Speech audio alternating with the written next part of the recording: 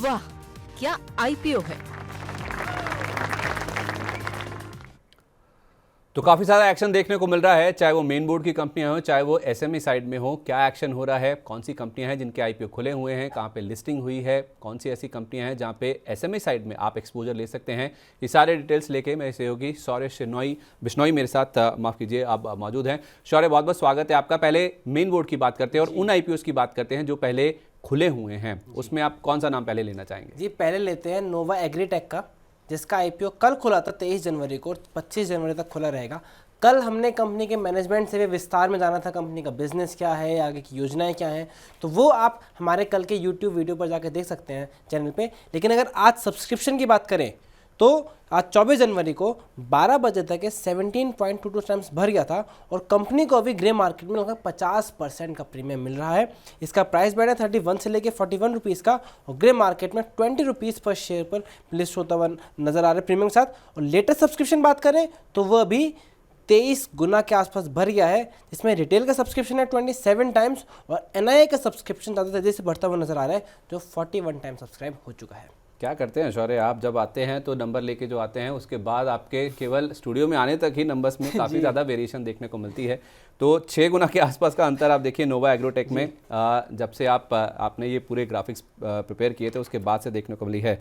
Arun sir, नोवा agritech कल हमारी management से बातचीत भी हो रही थी, जो पैसा इनके पास फ्रेश इशू आ रहा है, कैपेसिटी यूटिलाइजेशन कम है इस कंपनी की 50% के आसपास, लेकिन उसके बावजूद भी ये कैपिटल एक्सपेंडिचर कर रहे हैं, यानी कि क्षमता का विस्तार कर रहे हैं। आपने कैसे रीड किया है सर इसको? छोटे टिकट साइज वाला आईपीओ है, सब्सक्राइब करना चाहिए?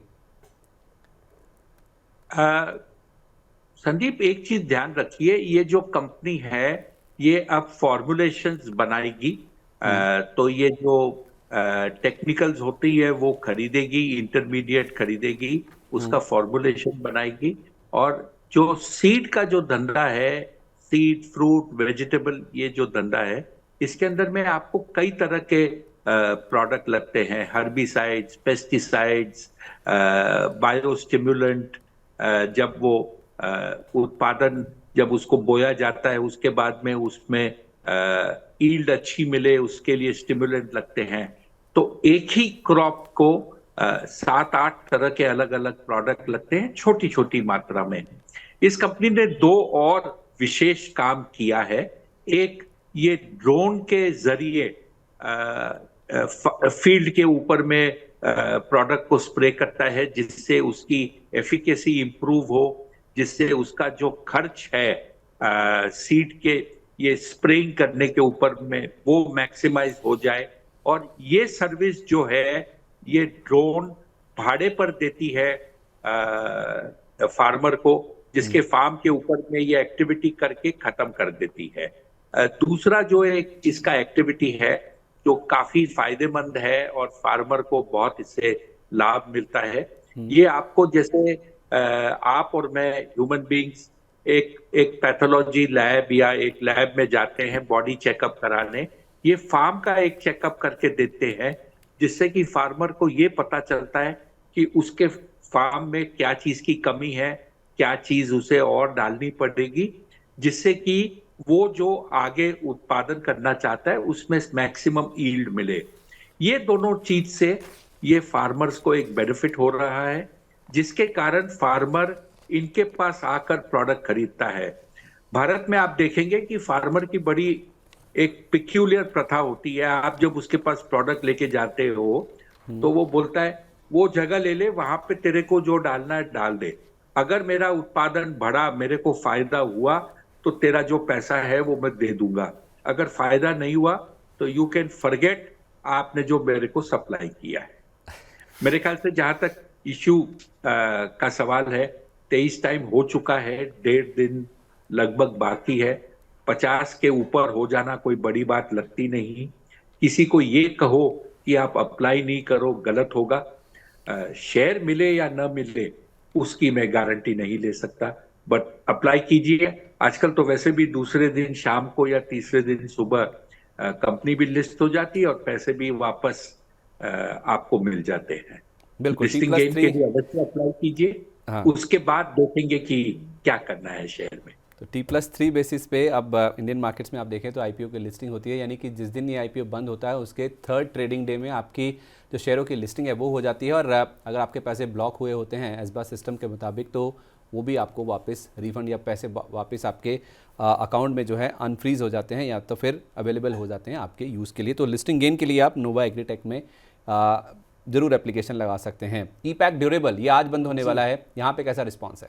जी, रिस्पांस की बात करें ई-पैक ड्यूरेबल में सिमिलर ट्रेंड है। आपने से पहले कहा था जब ग्राफिक्स बनाए थे 12 बजे तब ये 5 गुना भरा था, लेकिन लेटेस्ट आंकड़ों के हिसाब से अब 2 बजे तक कंपनी लगभग 8 गुना ज़्यादा भर चुकी है, जिसमें सारे ही कोटा में अच्छा सब्सक्रिप्शन देखने को मिल रहा है। रिटेल 5.34, एनआईआई लगभग 18 गुना और क्यूआईबी भी 5.5 गुना लेटेस्ट आंकड़ों के हिसाब से भर चुका है। जीएमबी की बात करें तो वो कंपनी को इतना ज़्यादा नहीं मिल रहा है। कंपनी का जीएमबी चला 27 रुपीज़, जो इसे 11% के आसपास प्रीमियम पर लिस्टिंग दिखा रही है। और कंपनी ओरिजिनल डिज़ाइन मैन्युफैक्चरिंग करती है एसीज की, और उसमें इंडिया की one of the leading company है।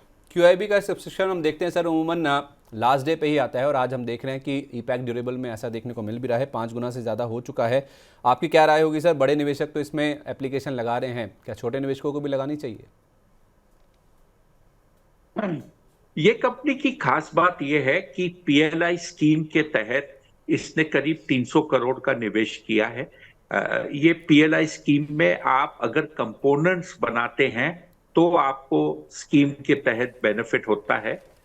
एसी जो इसका मेन बिजनेस है, ये एक सीजनल बिजनेस है। मैन्युफैक्चरर जो ये कॉन्ट्रैक्ट मैन्युफैक्चरिंग जो होती है ये लगभग 6 से 7 महीने होती है, और 5 महीने साल में ये एसी का धंधा नहीं होता। इसका मतलब ये कि आपकी जो कंपोनेंट मैन्युफैक्चरिंग मशीन है, जो आप मोल्डिंग मशीन बोलते हैं, वो खाली रहती है। तो कंपनी इस समय में ये स्मॉल होम अप्लायंसेस बनाती है, जैसे कि इंडक्शन हीटर हुआ, आपके वाटर कूलर हुआ, मिक्सर ग्राइंडर हुआ, ये सब प्रोडक्ट बनाती है।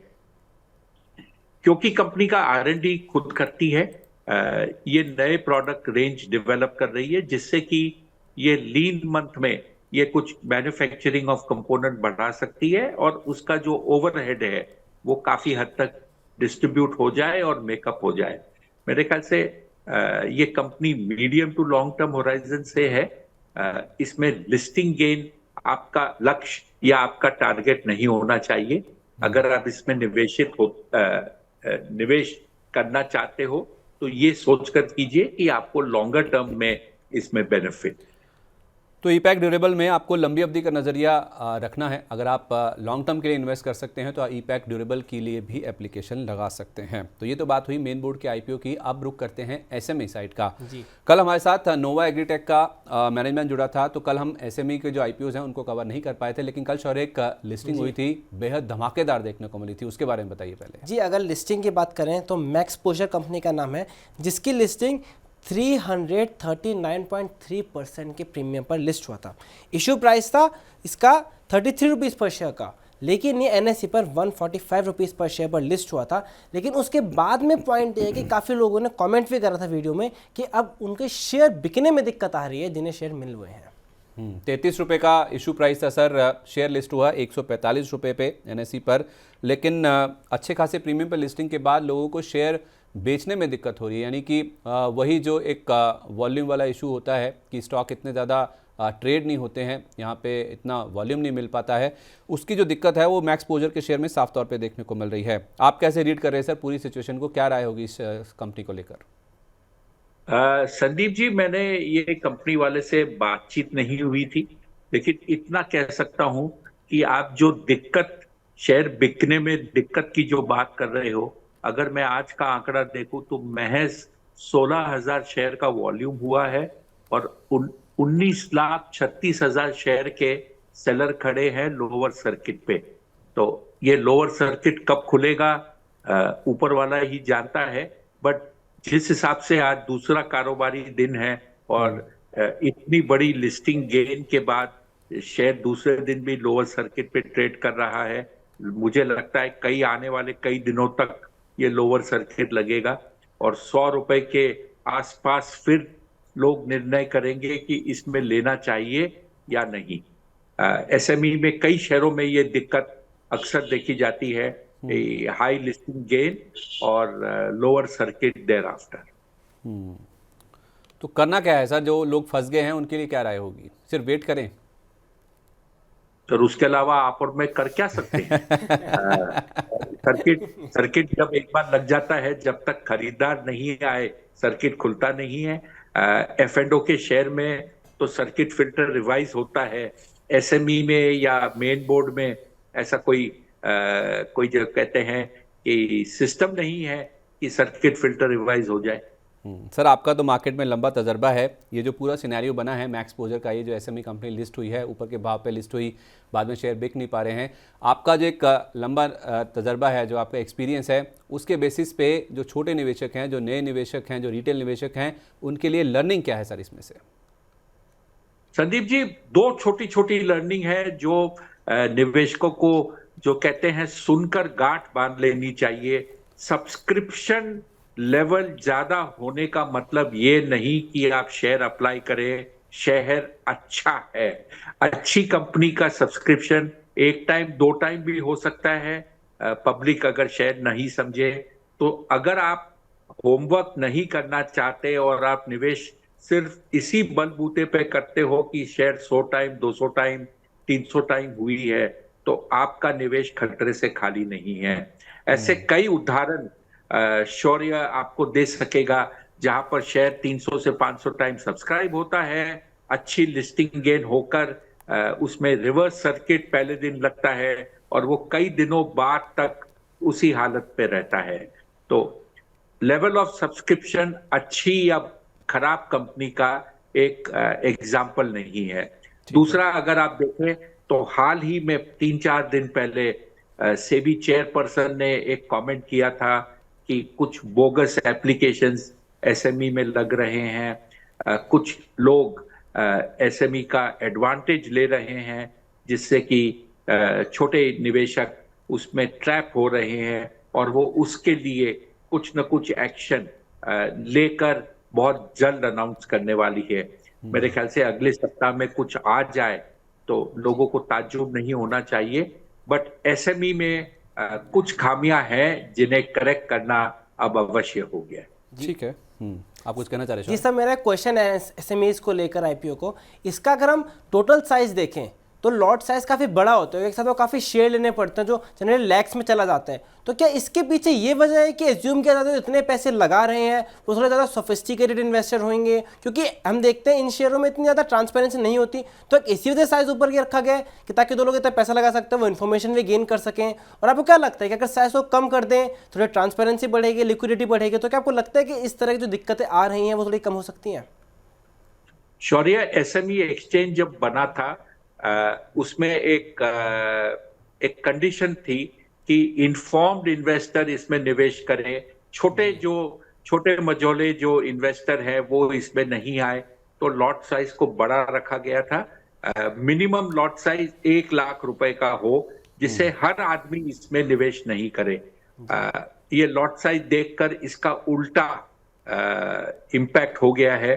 अब हर आदमी एसएमई में अप्लाई करता है, चाहे वो मेन बोर्ड में करे या नहीं करे, और उसे ये लगता है कि अगर एसएमई का लॉट लग गया तो मैं लखपति ओवरनाइट बन गया। सर, इसमें मेरी मुझे लगता नहीं है ये लॉट साइज इमीडिएटली चेंज होगा। बट अगर आप देखें तो लिस्टिंग के कुछ महीने बाद कई कंपनियों के लॉट साइज चेंज हो जाते हैं, वो छोटे हो जाते हैं, कुछ के आधे, कुछ के चौथाई, जिससे कि नए प्राइस इंक्रीज से उसमें इन्वेस्टमेंट बढ़े नहीं। सर, मेरी इनफैक्ट एक एनालिस्ट थे, उनसे बात हो रही थी, ये जो शौर्य ने पॉइंट उठाया कि 1 लाख रुपए मिनिमम एप्लीकेशन साइज है, वो कह रहे थे कि जो अब नियमों में चेंज की बात करें या नियम कड़े होने की बात करें, वो कह रहे थे कि ये जो 1 लाख की लिमिट है उसे बढ़ाकर 2 लाख रुपए कर देना चाहिए। आप इससे कितना इत्तेफाक रखते हैं? देखिए, ऐसे जो चर्चा होती है, विवाद होती है, उसमें मुझे लगता है आपको एक अलग शो रखना चाहिए, 1 घंटे का, महीने में एक बार, जब ऐसे कई लोग आकर इस पे चर्चा करें। एसएमई को लेकर काफी कुछ चीजें हैं जो जिसे कहते हैं डिस्कस करके एक नया उसमें से उभर कर आना चाहिए कि क्या सिस्टम्स होने चाहिए। बट फिलहाल एसएमई में जो डिस्क्लोजर नॉर्म्स हैं या जो सिस्टम्स हैं उनमें काफी कुछ ब्लैक होल्स हैं जिससे प्लग करने पड़ेंगे। ठीक है, काफ़ी सारे ऐसे नियम हैं, काफ़ी सारी ऐसी चीज़ें हैं एसएमई प्लेटफॉर्म में खास तौर पे जिनको दुरुस्त करने की फिलहाल ज़रूरत है, इस पर बहुत ज़्यादा काम करने की ज़रूरत है और हो सकता है कि मार्केट रेगुलेटर सेबी की ओर से कुछ कड़े नियम आने वाले दिनों में या हफ्तों में एसएमई स्पेस को लेकर आते हुए नजर आए भी। लेकिन इस स्पेस में अगर आप देखें तो 2 ऐसे आईपीओ हैं जो कि फिलहाल खुले हुए हैं। शौर्य, जल्दी से उनके बारे में बताइए। जी चलिए, वैसे तो बहुत आईपीओ खुले हुए थे लेकिन जिनका साइज थोड़ा बड़ा था उन्हें डिस्कस कर लेते हैं। इससे पहली कंपनी है लॉ सीखो। वह आईपीओ का है 19 से 24 जनवरी तक खुलेगा, यानी आज आखिरी दिन है। इसका प्राइस बैंड है 133 से लेकर 140 रुपीज़ पर शेयर का। और आईपीओ से कंपनी 60 करोड़ रुपए जुटाने को देख रही है, जिसमें लगभग 58 करोड़ के आसपास फ्रेश इशू है। और इसमें भी देखिए आज 12 बजे तक 132 टाइम सब्सक्राइब हो गया था। इशू प्राइस है 140 रुपीज़ और ग्रे मार्केट में चल रहा है 165 रुपीज़ का प्रीमियम, यानी 100 रुपीज़ से ज़्यादा का प्रीमियम। सिमिलरली दूसरी कंपनी है कॉन्सेटेलिक इंजीनियर्स। इसका भी आज आखिरी दिन है। प्राइस बैंड है 66 से लेकर 70 रुपीज़ का और ग्रे मार्केट में इसे भी 80 रुपीज़ का प्रीमियम मिल रहा है, यानी फिर से 100% ज़्यादा का प्रीमियम। और सब्सक्रिप्शन के आके देखें तो ये भी आज 12 बजे तक 182 टाइम सब्सक्राइब हो गया था, यानी बहुत ज़्यादा सब्सक्रिप्शन और उतना ही ज़बरदस्त हमें ग्रे मार्केट में प्रीमियम भी नज़र आ रहा है। लॉ सीखो और कॉन्स्टेलेक इंजीनियर सर दोनों ही अगर आप देखें तो सब्सक्रिप्शन में 150 से 200 गुना के आसपास के नंबर है और grey market premium issue price का जो प्राइस बैंड का जो हायर बैंड है उसके ऊपर से ज़्यादा का आप देखिए तो ग्रे मार्केट में प्रीमियम देखने को मिला है। इन दोनों पे आपकी क्या राय है सर? सब्सक्रिप्शन को देख के अप्लाई करें या दूर रहें? सर देखिए, इतना टाइम सब्सक्राइब हो चुका है तो ये कहें कि सब्सक्राइब मत करो एकदम गलत होगा। सब्सक्राइब कीजिए, शेयर मिल जाता है, आप लखपति बन जाओगे, क्योंकि एक लॉट की कीमत 1 लाख के ऊपर होती है और प्रीमियम 100% से ज्यादा है। Try your luck at lottery. चलिए तो ठीक है, लॉ सीखो और कॉन्स्टेलेक इंजीनियर्स में दोनों में आप चाहें तो अपना लक ट्राई कर सकते हैं। दोनों में आप सब्सक्रिप्शन के लिए अर्जी लगा सकते हैं। शौर्य, बहुत बहुत धन्यवाद ये सारी जानकारी हमारे साथ शेयर करने के लिए। और आईपीओ से जुड़े खास सेगमेंट में आज के लिए बस इतना ही। वाह, क्या आईपीओ है।